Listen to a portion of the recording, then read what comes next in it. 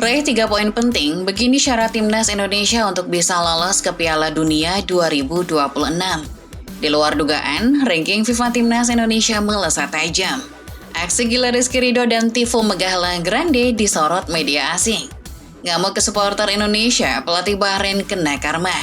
Here we go, akhirnya tren Alexander-Arnold ke Real Madrid.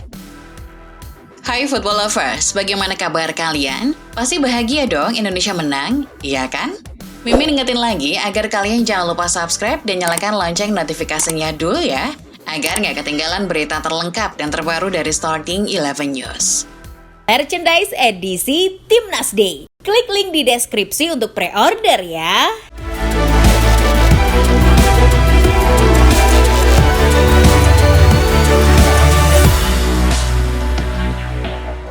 Kabar pertama datang dari Argentina yang berhasil lolos ke Piala Dunia 2026 setelah mengalahkan Brasil 4-1.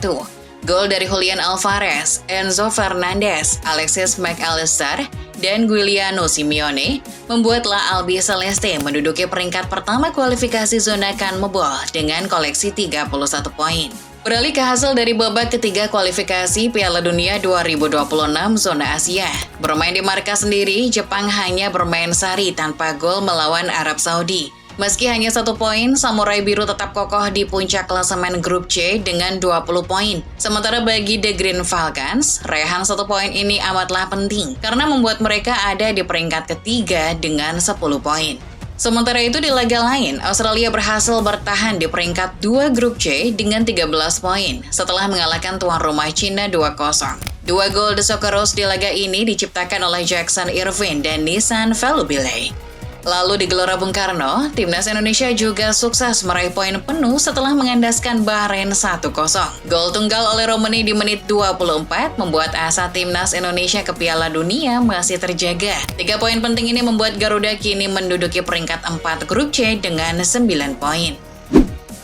Kemenangan fantastis timnas Indonesia atas Bahrain juga tak luput dari aksi gila Rizky Ridho mengawal lini belakang. Kedisiplinan bek Persija tersebut membuktikan bahwa talenta lokal tak kalah kelas. Penampilan memukau Ridho sampai-sampai dipuji setinggi langit oleh Clifford. Selain dianggap impresif dan fantastis, kualitas Ridho juga disebut sudah setara level Eropa dan mempunyai masa depan yang cerah. Tak hanya Rizky Ridho saja yang dipuji, tifo atau koreo dari supporter La Grande Indonesia di Tribun Utara Gelora Bung Karno juga tak luput dari pujian. Megahnya tifo bergambar burung Garuda raksasa, bertuliskan Show Your Dignity, membuat media asing seperti 433 terpukau. Sampai-sampai mereka memposting tifo indah itu di akun X, dengan menyertakan emoji mata cinta, pertanda sebuah kekaguman. Lain halnya dengan kondisi pelatih Bahrain, Dragan Talajik yang kerjaannya sesumbar dan menghina timnas Indonesia jelang laga. Pasca laga berlangsung, ia kembali berulah dengan menyemprot supporter Indonesia yang dianggapnya tidak menghargai lagu kebangsaan Bahrain. Talajik mengaku kesal dan geram atas sikap fans Garuda. Beralih ke kabar lainnya, di tengah euforia kemenangan timnas Indonesia atas Bahrain, terselip satu peristiwa yang sangat disayangkan. Anggota DPR RI yang juga merupakan mertua dari Pratama Arhan, Andre Rosiade, mengungkapkan di media sosial pribadinya soal tuduhan pura-pura cedera yang dialami Miss Hilgers. Hal itu justru sangat disayangkan netizen sepak bola Indonesia. Bagaimanapun Hilgers terbukti mengalami cedera menurut berita dari klubnya FC20, dan tidak seharusnya juga anggota DPR menuduh seperti itu pemain yang sangat mencintai Indonesia.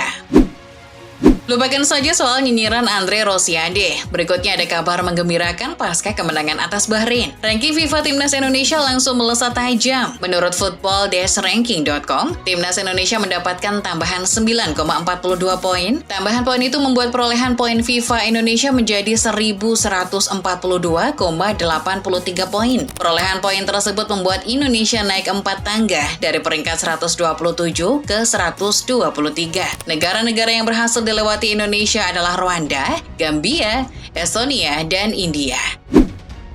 Tak hanya soal ranking saja, kemenangan penting atas Bahrain ini juga semakin membuka asa timnas Indonesia lolos ke Piala Dunia 2026. Indonesia masih punya peluang untuk lolos langsung ke Piala Dunia dengan menduduki peringkat 2 klasemen grup C. Syaratnya memang berat, yakni menang di 2 laga sisa lawan Cina dan Jepang, dan berharap Australia tergelincir saat lawan Jepang dan Arab. Namun realistisnya, Indonesia berpeluang besar lolos lewat babak keempat dengan menduduki posisi 3 atau 4, asalkan Indonesia menang melawan Cina di GBK dan mengoleksi 12 poin. Lanjut beralih ke kabar di luar Timnas Indonesia. Timnas Iran telah resmi memastikan diri lolos ke Piala Dunia 2026 setelah mengoleksi 20 poin di grup A babak ketiga kualifikasi Piala Dunia zona Asia. Namun The Guardian melaporkan kelolosan 4 kali beruntun Iran ke Piala Dunia ini terjadi di saat ancaman dari pemerintahan AS. Dalam memo terbaru Presiden Donald Trump, Iran tercantum di antara 41 negara yang warga negaranya akan dipersulit memasuki Amerika Serikat. Warga negara Iran dianggap pemerintahan Donald Trump sebagai ancaman nasional dan akan diperketat. Berikutnya ada kabar dari Inggris. Menurut laporan The Sun, Timnas Inggris bakal pindah markas dari Wembley untuk laga kualifikasi Piala Dunia zona Eropa bulan September mendatang saat melawan Andorra. Sebab tepat di jadwal laga tersebut, Stadion Wembley sedang dipakai konser grup band Coldplay. Alhasil, The Three Lions akan mengungsi ke stadion lain, yakni Villa Park. Terakhir kali Villa Park menjadi markas Timnas Inggris adalah pada laga persahabatan tahun 2005 melawan Belanda. Masih soal stadion, Barcelona dilaporkan oleh Football Espana memastikan diri akan mulai menggunakan stadion Spotify Camp Nou yang baru pada bulan September.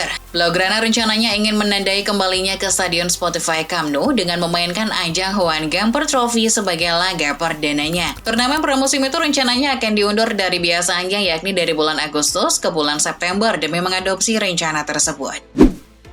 Lalu ada kabar dari Real Madrid yang akhirnya mendapatkan Trent Alexander-Arnold dari Liverpool. Trent Alexander-Arnold telah setuju bergabung dengan Real Madrid dengan kontrak 5 tahun senilai 240.000 pounds per minggu. Lebih tinggi dari apa yang ia dapat di The Reds, yakni 180.000 pounds. Kabar ini juga dilaporkan langsung oleh pakar transfer bernama Fabrizio Romano. Dari Spanyol kita terbang ke Italia.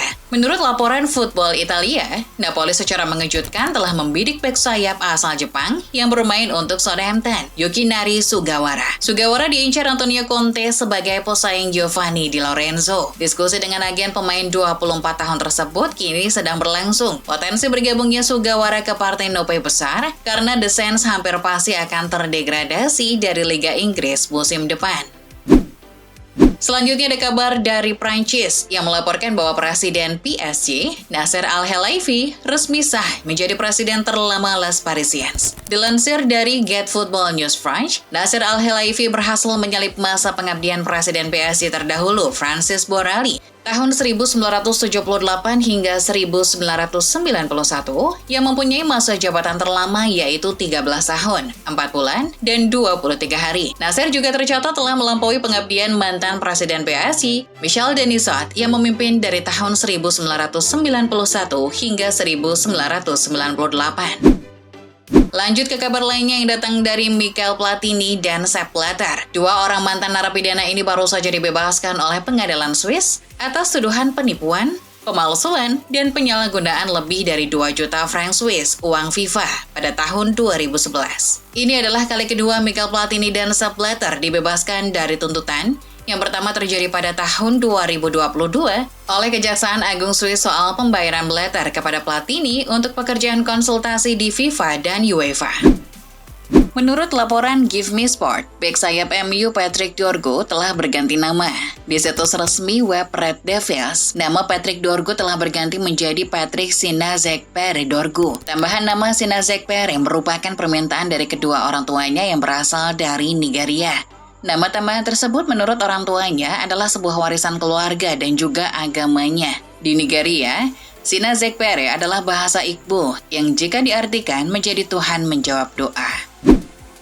Masih kabar dari MU, The Guardian melaporkan bahwa pada hari Sabtu 29 Maret, kelompok fans MU The 1958 dan fans klub divisi 7 Inggris FC United of Manchester akan bekerja sama menggelar aksi demo besar-besaran. Aksi demo besar kali ini diberi judul United Day.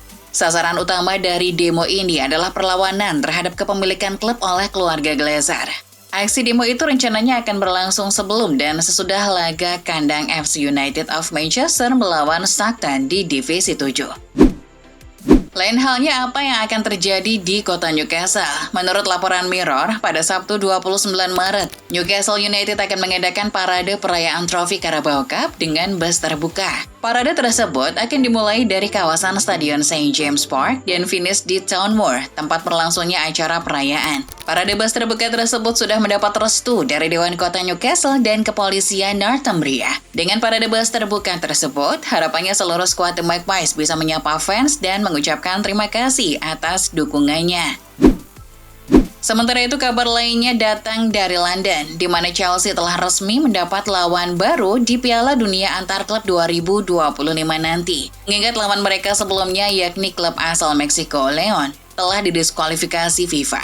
Dilansir Tribal Football, lawan The Blues nantinya adalah klub dari Costa Rica, Alajuelense. Klub ini notabene adalah pemenang Piala Champions CONCACAF edisi 2004. Beralih ke Spanyol, ada laporan dari Mundo Deportivo yang mengatakan bahwa Barcelona telah bergerak menyusun rencana transfer gelandang Newcastle Sandro Tonali. Barcelona memanfaatkan koneksi staf direktur teknisnya yang berasal dari Italia, yakni Andrea Mancini. Ketertarikan Blaugrana terhadap Tonali bukan hanya dari sekarang, sebab sejak tahun 2020, Barca telah menawar Tonali yang masih berseragam Brescia. Namun menurut Presiden Brescia saat itu, Massimo Cellino, pandemi COVID lalu mengganggu proses transfernya. Dari Spanyol kita terbang ke Italia. Tersiar kabar bahwa Lega Serie A akan mulai menguji coba penerapan pengumuman proses VAR di stadion. Dilansir dari ESPN, Badan Pengurus Lega Serie A akan mulai menerapkan teknologi tersebut mulai pada laga semifinal Coppa Italia yang akan dihelat pada awal bulan April. Laga antara Inter versus AC Milan dan Empoli versus Bologna nantinya akan jadi sejarah untuk pertama kalinya percakapan untuk menentukan proses VAR akan diperdengarkan di stadion. Berikutnya ada kabar dari Brasil, di mana Ednaldo Rodrigues terpilih kembali menjadi Presiden Federasi Sepak Bola Brasil untuk periode 2026 hingga 2030. Menurut laporan dari ESPN, Ednaldo melenggang untuk masa jabatan keduanya setelah memenangkan suara tanpa adanya lawan. Ia menjadi calon tunggal setelah penantangnya Ronaldo Nazario mundur. Terpilihnya Ednaldo sebagai Presiden CBF lantas membuat Ronaldo kesal. Sebab legenda Brasil itu menganggap 141 suara yang dimenangkan Ednaldo diperoleh dengan sistem yang buruk dan tidak transparan. Lanjut ke kabar lainnya dari Belanda soal perkembangan cedera Miss Hilgers. FC20 dilaporkan telah mengumpulkan tim spesialis di sekelilingnya untuk mempercepat fase penyembuhan cederanya. Kepala kinerja FC20 Colin de Graaf juga langsung turun tangan memantau cederanya. Selama masa penyembuhannya ini, Hilgers akan ditemani fisioterapis, ahli gizi, dan psikolog klub. Lalu untuk memantau info perkembangan terbaru cederanya, Hilgers dimasukkan dalam grup WhatsApp klub yang anggotanya terdiri dari pelatih pribadi dan pelatih mentalnya. Lalu dari tanah air, tersiar kabar dari TV One News bahwa mantan pelatih timnas Garuda Sintayong yang dilaporkan tengah bernegosiasi dengan Persebaya Surabaya untuk menggantikan Paul Monster di musim depan. Meski pihak manajemen Bajul Ijo membenarkan sedang mencari pelatih baru untuk musim depan, namun mereka membantah adanya negosiasi dengan STY maupun perwakilannya. Manajemen Persebaya mengaku sama sekali belum bernegosiasi dengan pelatih manapun, karena masih akan fokus menyelesaikan musim Liga 1. Kabar berikutnya datang dari penjualan jersey Timnas Indonesia produksi Erspo yang makin lama makin laris terjual. Namun, kalau menurut CEO Erspo, Muhammad Sadat, ternyata ada 2 jersey dengan nameset terlaris selama ini. Yang pertama adalah nameset JIZES dan yang kedua Calvin Verdong. Untuk nameset JIZES, menurut Sadat sudah laris sejak desain yang pertama. Namun kalau untuk nameset Calvin Verdong, baru di jersey desain yang terbaru ini.